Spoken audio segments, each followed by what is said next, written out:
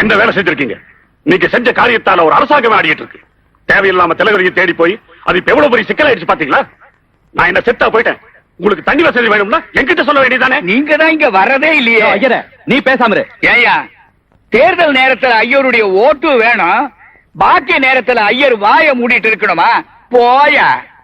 ஏய் நாகமா, பொம்பளையா லட்சணமா வீட்டுல அடங்கி கிடக்காம போராட்டம் வேண்டி கிடக்கு. போராட்டம் நீங்க போராட்டம் நடத்தினா மட்டும் தாய்க்குலமே புலி மாதிரி வா, புயல் மாதிரி வான்னு கூப்பிடுவீங்க. நாங்க ஒடியாரணும். உங்களுக்கு எங்கயாவது இடிக்குதுன்னா மட்டும் நாங்க பொம்பளைங்களா வீட்டுக்குள்ளாரே அடக்கமா குந்திக்கணுமா? ஏன் என்னத்துக்கு? ஐயாவோட பேச்சுக்கு மறு பேச்சு பேசாதீங்க. இவ்வளவு பேசுறீங்க. நம்ம ஜாதி ஆளுங்களுக்கு புத்தி கெட்டு போச்சா? ஆமாய்யா, இம்மா நாளும் புத்தி கெட்டு போய் தான் இருந்துச்சு. போஸ் தம்பி வந்து புத்தியெல்லாம் சரியாக்கிடுச்சு. 20 வருஷமா உங்களுக்காக கூட சென்ன விட புதுசா வந்த அவரை பத்தி தப்பா பேசுற தலையை சீவிடுவேன். என் தலைவரையோ தப்பா பேசுற? கார்ல இருக்கிற அறிவாளரா, இவன் தலைய நான் வெட்டுறேன்.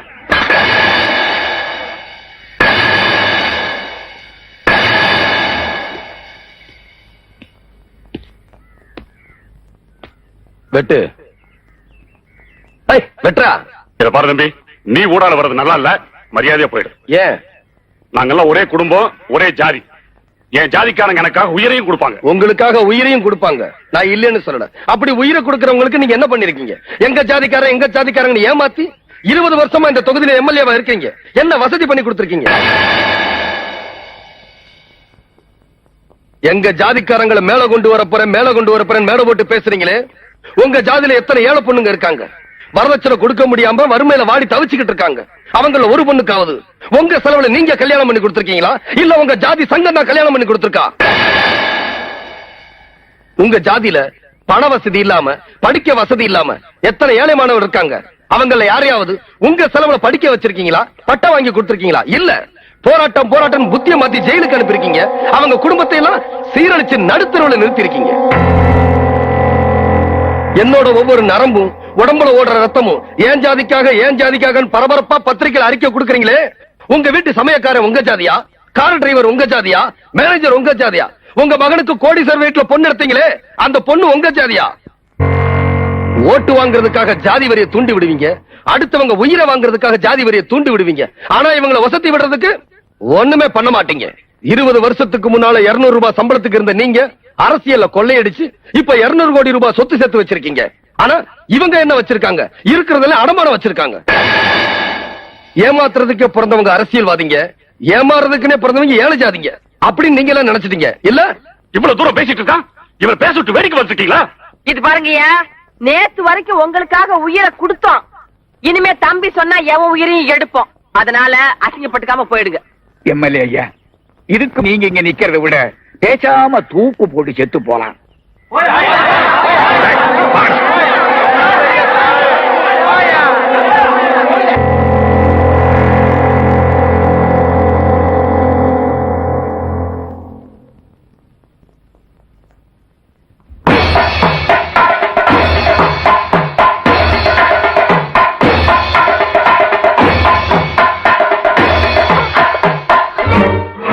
எதுக்காக விட போற?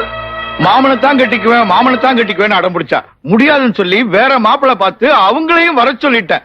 இந்த நேரத்துல போய் இப்படி பண்ணிட்டாள தம்பி. ஐயா, உங்க பொண்ணு மாமன் மேல உசுரா இருக்கிறப்போ நீங்க வேற மாப்பிள்ள பார்த்தது தப்பு. நீங்க மாமனே கட்டி வைங்க. அது எப்படி தம்பி முடியும்? அவன் ஒரு கொலை பண்ணிட்டு ஜெயில இருக்கானே தம்பி. என் மாமா எதுக்காக ஜெயில இருக்காரு? திருநார கொள்ள அடிச்சாரா? நம்ம ஜாதிக்காரங்களை கேவலமா பேசினவன் தலைய சீவிட்டு உள்ள இருக்காரு. அண்ணன் எப்படியாவது என் மாமனுக்கு என்ன கட்டி வைங்க. அவ வாழ்க்கைய அவ முடிவு பண்ணிட்டா. கல்யாண தேதியை நீங்க முடிவு பண்ணுங்க.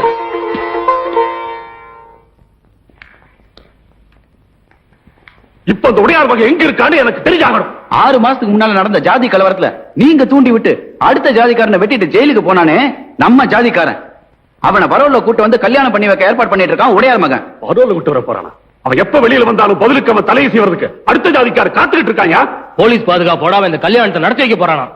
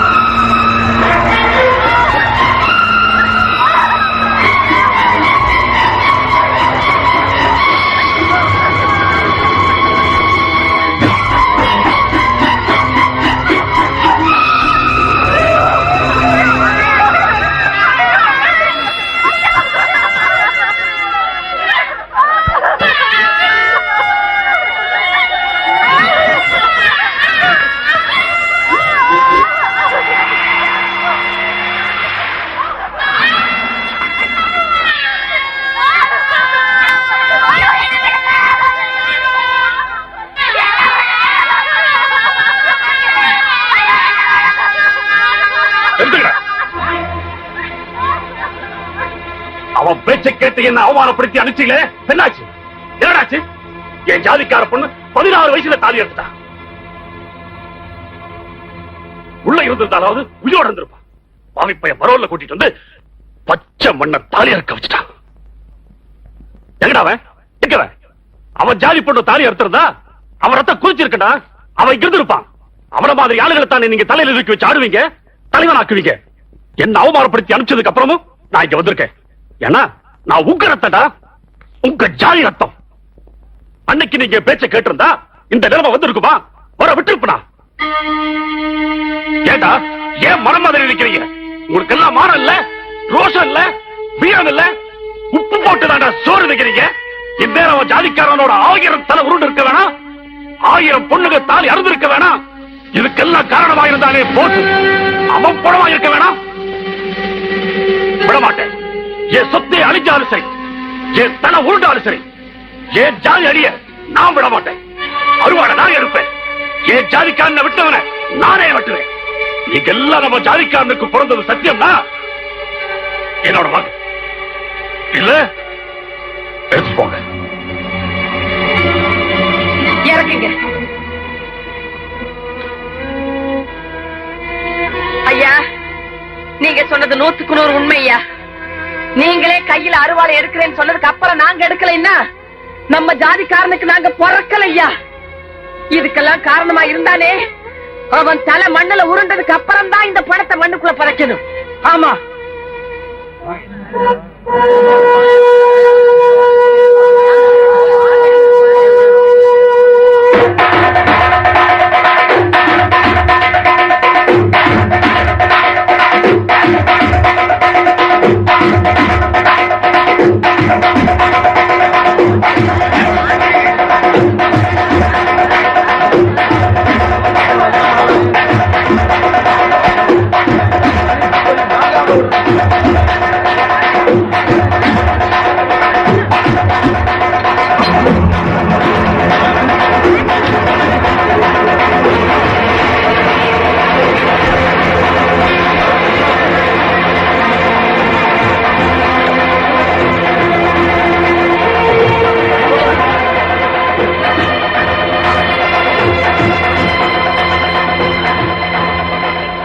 இப்பதான்டா நீங்க நம்ம ஜாதிக்காரங்க. போங்க.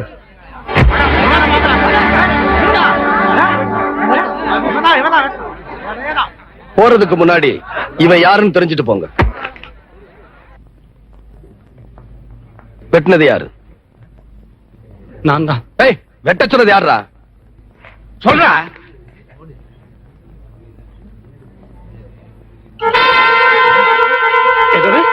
நான் விட்டு சொன்னா? ஏடா நான் விட்டு சொன்னா? ஏன் ஜாதிக்காரன் நான் விட்டு சொன்னா? இவன் அப்படி சொல்ல சொன்னா?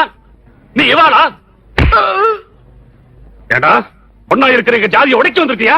நாங்க ஒன்னா இருக்கணும்னா நீ உயிரோடு இருக்க கூடாது. அருவாளா என்ன அருவாளா? ஐயா, இனிமே அருவாளை நீங்க எடுக்க கூடாது.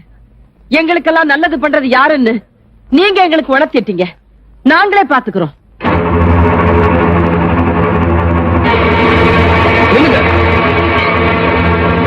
உங்க கால்ல விழுந்து கும்பிடுறேன். ஜாதி வெறியால ஒன்னா இருக்க தேசத்தை உடைச்சிடாதீங்க. இது நம்ம நாடு, நம்ம பூமி. நாசமாக்கிறாதீங்க. முடியாது, முடியாது.